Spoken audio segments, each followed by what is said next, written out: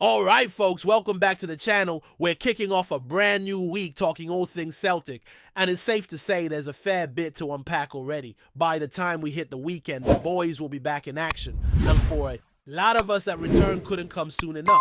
The international break was a proper slog, especially for Scotland fans who had to endure some rather grim performances on the pitch. Aye, Stevie Clark, we're looking in your direction. But let's be honest, as much as we support the national team, there's just something comforting about getting back to club football, to the rhythm of league games, cup ties, and all the drama that comes with following Celtic week in, week out. Unfortunately, we're not starting this week with the most positive of updates. There's some worrying news concerning Casper Schmeichel that's got the Celtic support biting their nails. On top of that, we've got fresh transfer rumors swirling around pointing to a potential midfield reinforcement from the Bundesliga. So a wee bit of good, a wee bit of bad. Stick with me. We're going to cover the lot. Let's get the rough part out the way first. Waking up this morning and seeing the headlines was not the start to the day anyone wanted. Reports coming out of Denmark were blunt and concerning. Casper Schmeichel rushed to hospital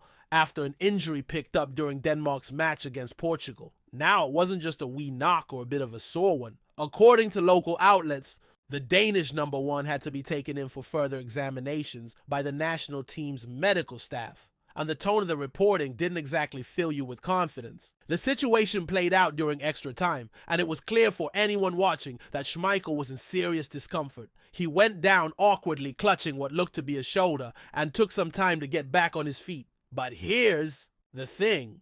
Denmark had already used all their substitutions. That meant Casper had to soldier on battling through the pain for the remainder of the game. And if the reports are to be believed, he was audibly in agony for those final 15 minutes. Imagine that, dragging yourself through the closing stretch of an intense international match, injured and with no way out. That's the kind of grit and commitment we've come to expect from Schmeichel, but it's also incredibly frustrating because the whole thing might have been avoidable. See, the injury came off the back of a play that was ultimately flagged as offside, but not until it was far too late. And that's where this turns into a wider conversation, one that football fans across Europe have been having for what feels like forever now. This rule, where the linesman keeps the flag down until the phase of play is over, even when it's clearly offside eye, is meant to help with VAR decisions and all that. But let's be honest, it's causing more harm than good. In this case, it's left us potentially without our first choice goalkeeper at a critical stage of the season. If that flag goes up when it should, Schmeichel doesn't have to make that play. He doesn't land awkwardly, doesn't hurt his shoulder, and he walks off the pitch healthy, ready to return to club duty. Instead, we're left sweating over whether he'll be fit for the weekend, or worse, whether he's done for the season. Nobody knows the full extent just yet. Brendan Rodgers is expected to give an update later in the week, but the early signs aren't great. Anytime a player is rushed to hospital with visible pain, you've got to prepare for the possibility of a longer spell out. And this isn't just any player we're talking about. Schmeichel's been a rock at the back since arriving. He brings leadership, composure, and that bit of experience that's invaluable in the big moments. Losing him now, just as we enter a defining period in the season with cup semi-finals and title-deciding fixtures on the horizon, would be a massive blow. There's a lot riding on the next few weeks, and Celtic fans know all too well how quickly momentum can shift when key players are sidelined. Now, to make matters worse, we're left thinking about how unnecessary this whole scenario was. It didn't need to happen. We've talked about this flag delay nonsense for over a year now. In the Scottish Premiership in Europe, at international level, everyone sees the flaws in it, and yet nothing's being done. How many more players need to get hurt before the people in charge actually listen? You can have all the technology in the world, but if you're not using common sense alongside it, what's the point? Of course, there will always be those who say, well, injuries happen, and maybe it would have happened anyway. But come on, anyone watching that sequence knows the flag should have gone up earlier. It's not about blaming the linesman necessarily. They're following the protocol. It's about the protocol itself. It's flawed, and now we're left picking up the pieces because of it. So where does that leave us heading into the weekend? Well, unless there's a miraculous recovery, it looks like Vidar Kjartansson might be the man between the sticks against Hearts. Now we've all been curious to see what he can do. The lad's been waiting patiently for his chance, and now he might just get it. Not in the way anyone wanted, mind you, but that's football. It throws these curveballs at you, and you've got to be ready to adapt. And it's not just Hearts coming up. There's a massive Scottish Cup semi-final on the horizon, not to mention a derby looming that could have major implications for the title race. The timing of this couldn't be worse, and it really does feel like we're entering a make-or-break stretch of the season. Every point, every performance, every save could be the difference between silverware and disappointment. So no pressure, Vidar. That said, there's always a bit of hope. We've seen players step up before in times of need, and maybe this is Kjartansson's moment to shine. But make no mistake, losing Schmeichel is a massive worry, and until we get that official word from Rodgers, the anxiety will hang over the support like a dark cloud. Now, while all that's going on, there's also been a bit of movement, or at least whispers, in the transfer world. Last week, we touched on the potential interest in League 2 midfielder Sadibou Sané. This week, there's a new name on the radar, and this one's coming out of Germany. Elvis Rexbekaj, currently plying his trade with Augsburg in the Bundesliga, has reportedly caught the eye of the Celtic scouting department. And I know, transfer rumors at this stage of the season always come with a healthy dose of salt. Agents stirring the pot clubs looking to boost valuations. It's all part of the game. But this one feels worth keeping an eye on, if only because of the position he plays. Rexbekaj is a proper holding midfielder, someone who's been a mainstay in the Augsburg lineup all season. We're talking over 20 starts in one of Europe's top leagues. He's not there to score goals or rack up flashy stats. His job is to shield the backline, win the ball back, and keep things ticking over in the middle of the park. And let's face it, that's an area where Celtic could use a bit more depth.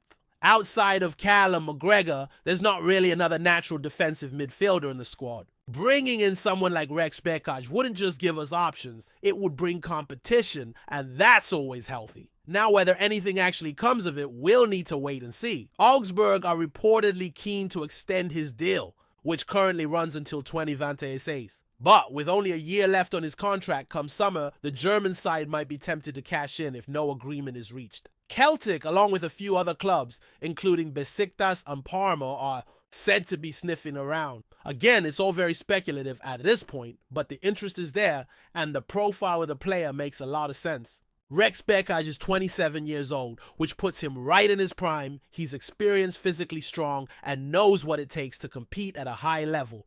Week after week. He's also a Kosovo international and someone who's been involved in top-flight football in Germany for nearly a decade. That kind of pedigree doesn't come cheap, but it also doesn't come around too often, especially for clubs like Celtic, who are always looking to find that balance between quality and affordability. We'll get into the details of that rumor and what it might mean in the next part, but for now, keep your eyes on the Schmeichel situation. Hopefully we get good news by Friday, but until then we wait. Right, picking up from where we left off. Let's dive a bit deeper into this Elvis Rexbekaj situation and what it could mean for Celtic moving forward. Now, transfer talk this early in the year always brings a bit of noise with it, and it's often hard to separate the truth from the agent games, but when you see consistent links to players in the same position, it starts to paint a clearer picture. Last week it was Sadibou Sané, this week it's Rexbekaj. Both defensive midfielders, both very much in that mold of player Celtic seem to be targeting for the summer. That's not just coincidence. It's clearly an area the club's looking to strengthen. So what do we know about the man himself, Elvis Rexbekaj, born in Kosovo, but representing the national team now after years developing in Germany? He's been a regular in the Bundesliga for quite a few seasons now, playing for the likes of Wolfsburg, Köln, and currently Augsburg. He's no stranger to top-level football, and that consistency, starting over 20 matches this season alone, tells you he's trusted, durable, and playing at a solid level. He's not a glamorous player. You won't see him making headlines for wonder goals or flashy tricks, but that's not his role. He does the dirty work, the kind of stuff you only notice when it's missing. Breaking up play, keeping shape setting. The tempo. Every team needs a player like that, and Celtic might just be in the market for one. Looking at the current squad, you can see why.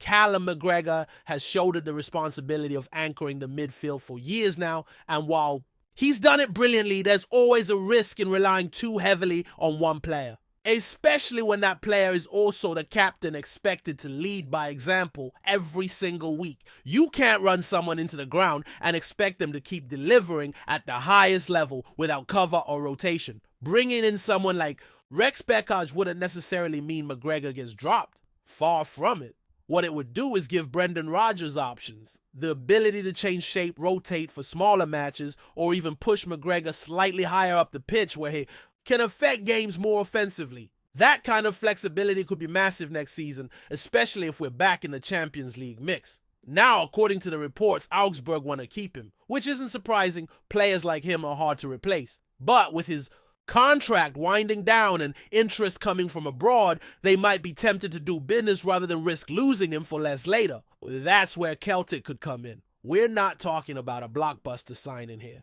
Not someone who will cost 15 or 20 million, but a smart, experienced addition who could come in and do a job straight away. At 27, he's still got plenty of miles left in the tank, and he'd arrive ready to hit the ground running, no adjustment period needed. There's also the added bonus of familiarity. Rex Beckage previously played with Mike Naraki at Wolfsburg's youth setup, and while that might seem like a minor detail, those little connections can sometimes help a new signing settle in quicker. He'd also bring a bit of leadership and maturity to what's still a relatively young midfield core.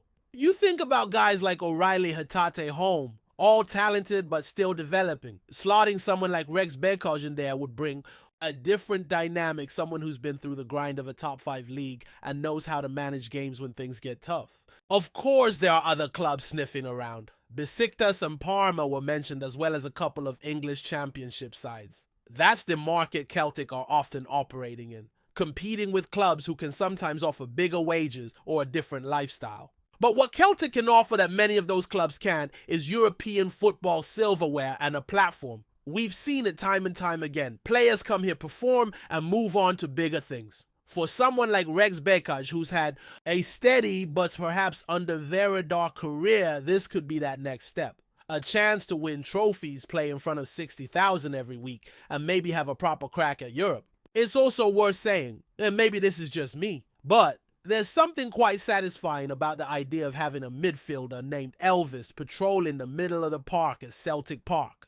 There's just a bit of character to it, isn't there? But all jokes aside, this would be a signing based on need and balance, not just novelty. Celtic have long needed proper depth in that number 6 role. Someone who isn't just filling in, but genuinely pushing for a place, raising the standard of the squad. Now, as always with these rumors, nothing's done until it's done. We've been linked with dozens of players before that never materialized. But this one feels a bit more grounded. The profile fits. The timing makes sense. And the links are coming from decent sources in Germany. If nothing else, it shows the recruitment team are casting the net in the right areas. Germany, France. These are leagues where you can still find value if you're smart about it. And judging by the last few windows, Celtic are definitely trying to move smarter in the market. So whether it ends up being Rex Beckage, Sadibou Sane, or someone else entirely, the message is clear. The club are targeting reinforcements in midfield, and that can only be a good thing. You don't win trebles or compete in Europe with just 11 starters. You need squad depth competition and players who are hungry to prove themselves. And if one of those players happens to be a Bundesliga regular with over 100 top flight games under his belt, well, that's not a bad place to start, is it? We'll see how it all unfolds, but for now, keep an eye on the rumors, keep your fingers crossed for good news on Schmeichel, and we'll be back with more updates as the week goes on. There's never a quiet moment when you follow this club, is there? Before we proceed, subscribe to our channel and enable notifications to receive all exclusive news about Celtic FC. Don't miss any details about your favorite team. It's extremely important for Celtic FC fans. Celtic's relentless pursuit of domestic dominance could soon see them add a proven goal machine to their ranks, as the club has reportedly set its sights on Hearts talisman Lawrence Shankland.